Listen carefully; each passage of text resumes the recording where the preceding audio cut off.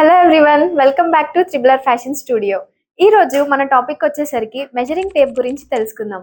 సాధారణంగా fashion designing కోర్స్లో ఒక వ్యక్తి తన స్ట్రక్చర్ని బట్టి డ్రెస్సెస్ వేసుకోవడం అనేది జరుగుతుంది. సో దానికి మెజరింగ్ టేప్ అనేది చాలా ఇంపార్టెంట్ రోల్ అనేది ప్లే అవుతుంది.